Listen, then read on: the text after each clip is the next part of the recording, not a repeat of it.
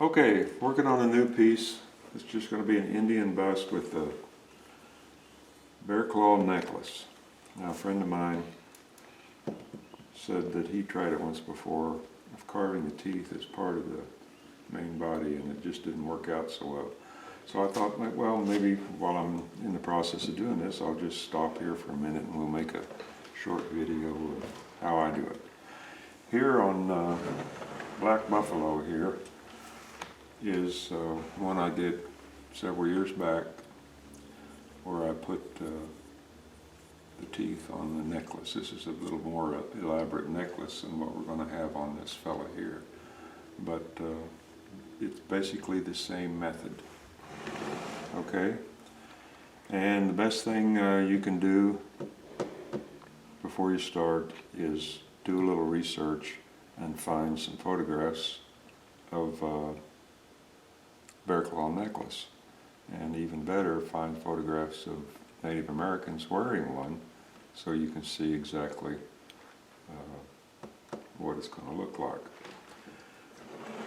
So I've started carving my teeth here. This is going to take about 18 teeth around here. I cut out my blanks, little blanks here on the bandsaw of the size of each one. I've carved, I think I've got about 16 teeth here at the moment. The body is fairly well roughed out here. Well, actually the body is pretty well complete. It just needs some burning now and a little texturing up here on the fur. When laying out your teeth, you know, here's where one of these little dividers really comes in handy, because you can just find your center point here and measure over to your next position, which is right there, and just, you know, just like a navigator, you know, just kind of rotate this thing around as you go around your necklace and find the other spots for where the teeth will go. And that's what I've done all around his the fur. Okay? Simple. And carving the teeth, it's really quite quick. As I say, I've cut these all out to the length that I want, and cut out some little blanks. These are about, I don't know if they're a 1/4 inch. Let's see, yeah, they're just about a 1/4 inch, I guess. And the grain runs this way, or that way, either way. Does not run up and down. Okay, so get your knife, figure out which end you want the end of the tooth. Like right here, they will say this is the end of the tooth. And then we're going to just cut down to the point, just like that. Okay? And then turn it around and go the opposite direction to get the next shape. Just like that. See, there we've pretty well done it. Now it's just a matter of rounding off the edges. And if you remember which way the grain's going, this becomes really simple.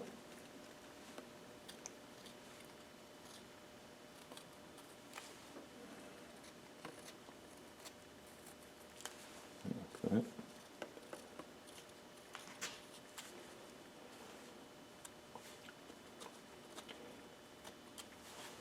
That's another thing you have to remember. Remember, I think I've said this before when I make videos, no matter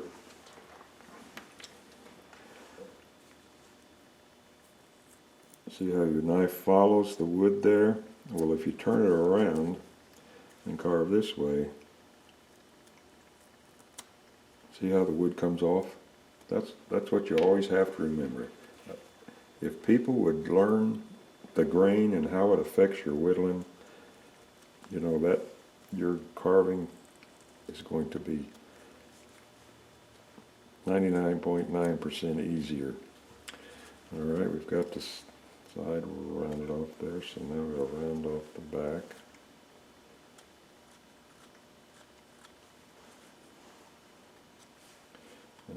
just kind of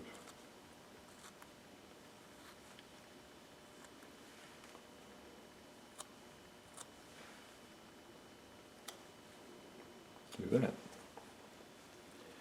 Just look at it, make sure we've got all the corners cut off.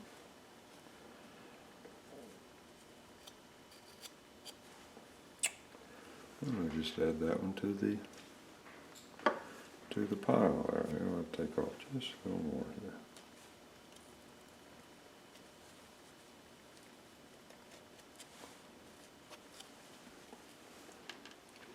How many does that give me? 1, 2, 3, 4, 5, 6, 7, 8, 9, 10, 11, 12, 13, 14, 15, 16. So I need 2 more. So let me just knock another one out here real quick. Again, start there at the back and just carve down.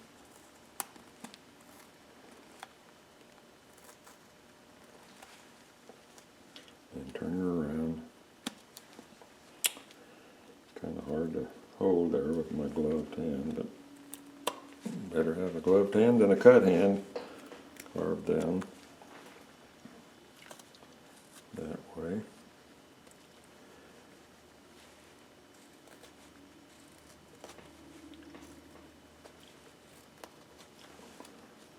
Till you get that shape. Like that there, and then it's a matter of rounding off the corners.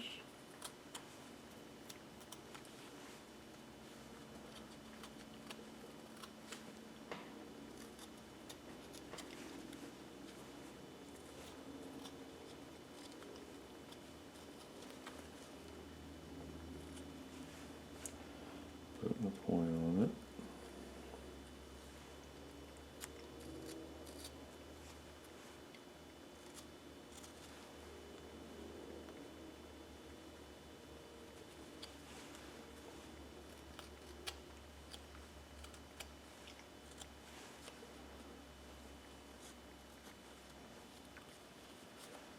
Doing the back.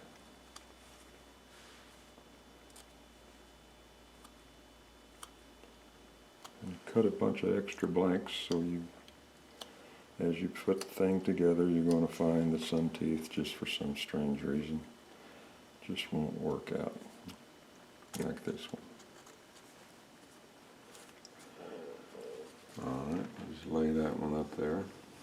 But what you try to do is you try to get them all uniform. Now here's one here that I'll probably toss. Might toss that one there. But we'll just see as we move along. So, now that we've got our teeth done, let me just take a couple here. And we'll go over to the flap sander and get these sanded smooth. There's a little hair hanging off of there.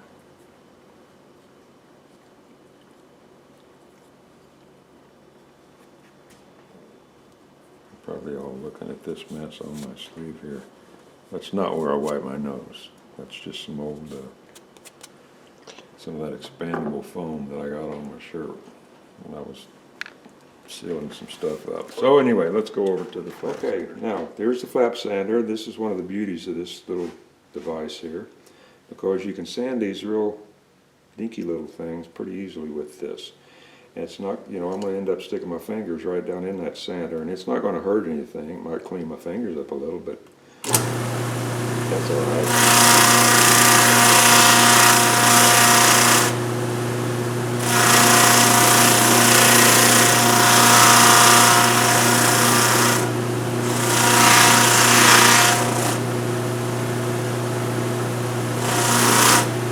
See, that gets it nice and smooth.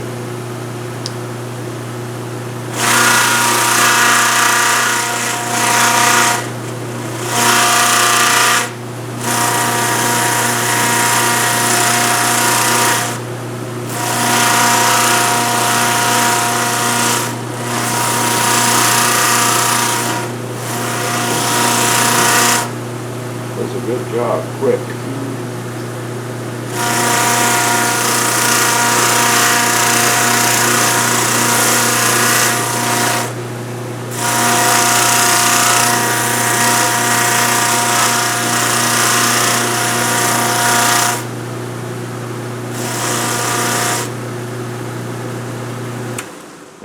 thing with this is ideally you want these little fingers to come out here and fuzz out like that. Because if you run out some more paper and cut it straight across, you know, about a quarter or half an inch away from the end of your brushes here, and then start, you're going to have some really pretty strong abrasive on these fingers, and it's going to take that down real quick, and you don't have any control over it. So I always, when I put a new one in there, I always take that old scrap piece of wood and just hold it to that thing to bust all that stuff up to where I get the texture of the thing that I want. Go. And do one more.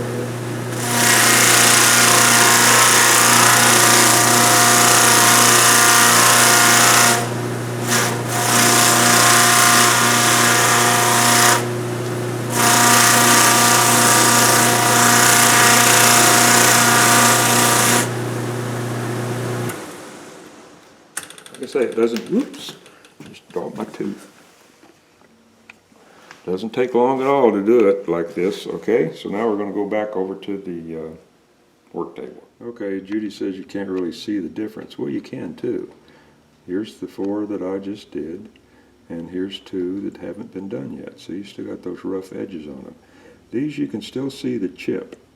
You know, it's got a smooth edge on it, but the chip's still there. And that's what I want.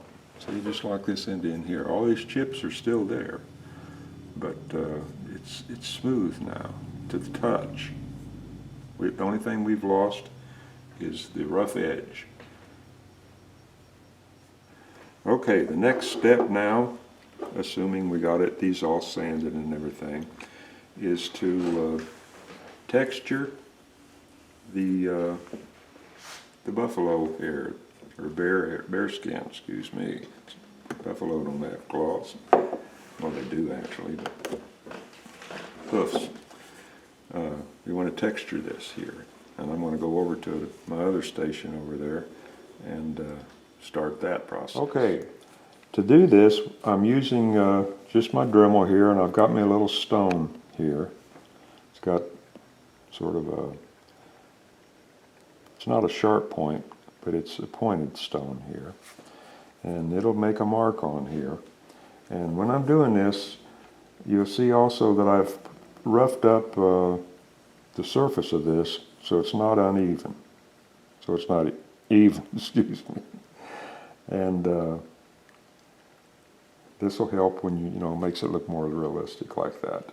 And also when I'm doing this, I want to remember to do it in the direction that the fur would lay, which it's going to be like this. Pretty simple in this thing here. I'm not going to be able to do things completely here, but I'll do about 90% of it.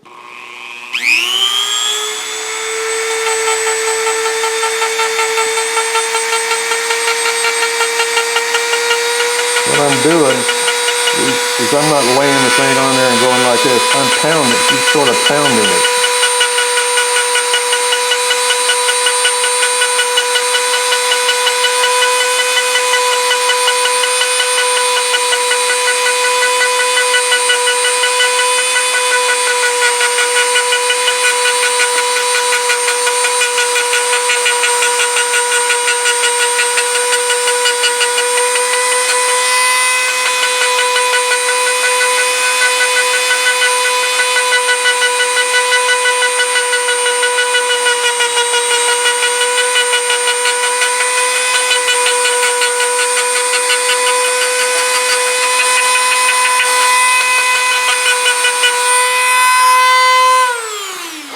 So I'm going to go ahead and do this all the way around here, and then we'll go on to the next step, okay? Okay, I've gone all the way around this, and you know where you go over, don't worry about that. You can easily carve those things off. As you notice, if you look at it real close, it's got a lot of fuzz down in here. Now you can take one, this is a paint cleaning tool here, just a brass brush. You can go along here like this and brush out a lot of that, but there's an easier way to do it. Get you a butane torch.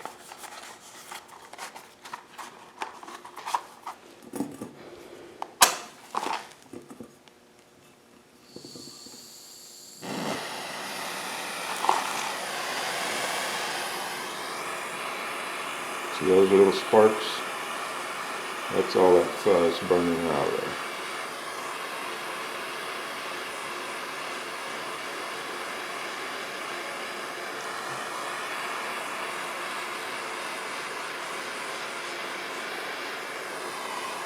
Be careful not to burn your finger.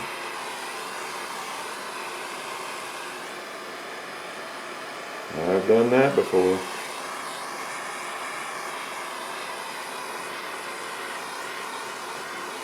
That pretty well takes care of all of it. And somewhere over here I have a finer glass brush. Just a little soldering brush here. And you can just go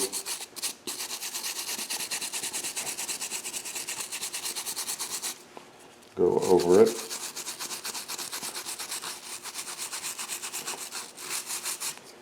And that flame also kind of sanded it by getting rid of the sharp edges of the stone wheel. Don't worry about it getting dirty.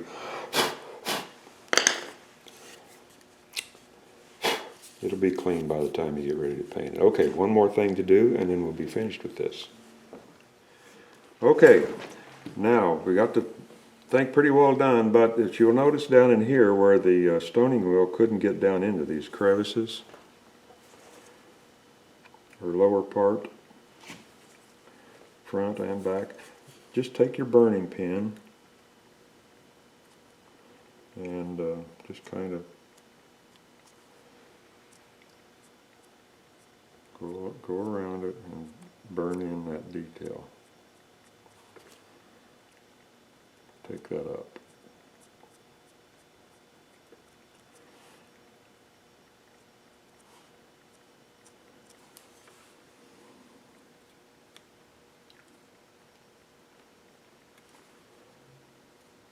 Just like burning a feather or something like that, you know, kind of take your strokes and run them back up into the other.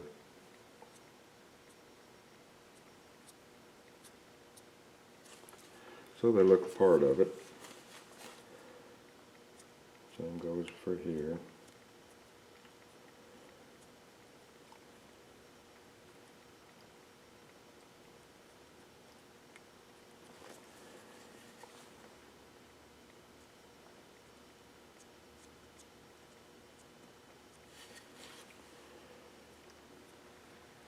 And use, you know, light strokes and then deep stroke, and just something to, you know, you don't want everything to be uniform. You want it to look like fur.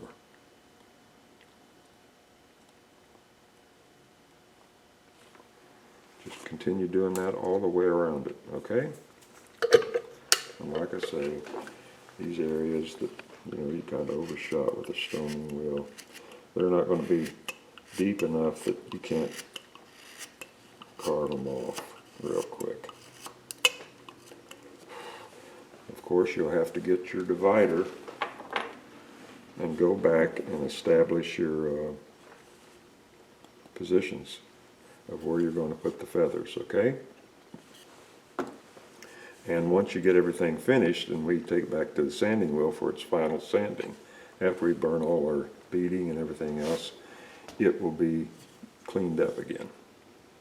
Okay, so that's going to do it for this video, and next video will be probably fixing this to add the teeth to it.